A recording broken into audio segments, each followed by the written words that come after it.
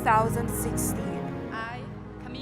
the year in which administrative leadership changed hands, but Jamaica's foreign relations did not lose step with our diplomatic commitments and priorities.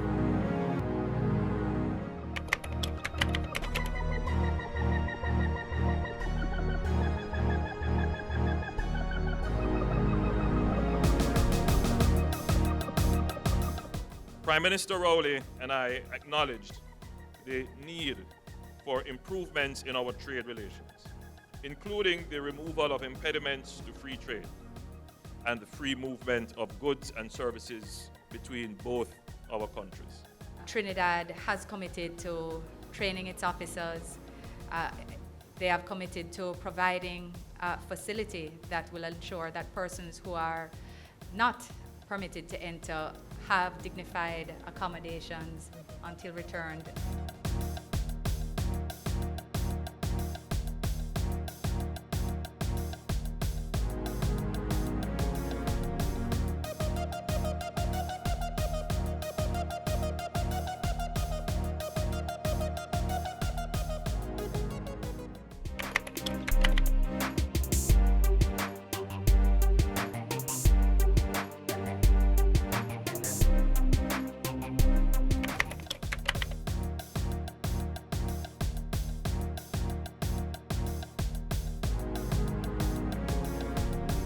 The impact on Jamaica and other Caribbean countries will be felt primarily in the area of trade.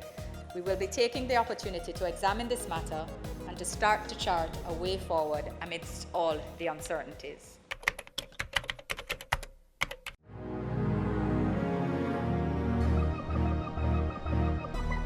Notwithstanding our small size, Jamaica continues to make an important contribution to global governance within the multilateral arena.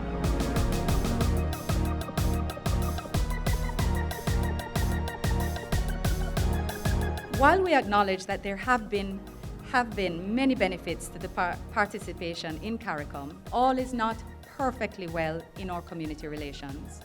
The Honourable Prime Minister's call for a review of the mechanisms that drive the process of regional integration in the Caribbean community has therefore resonated as being more than appropriate, but in fact necessary.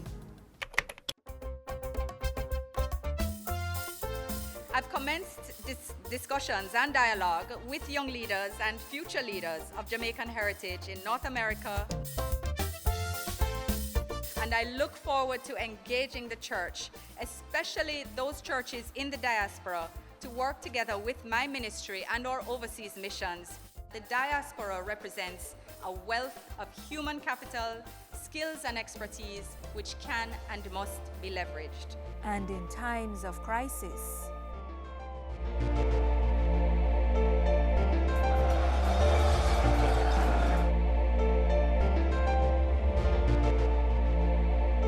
key diplomatic appointments were also made in 2016.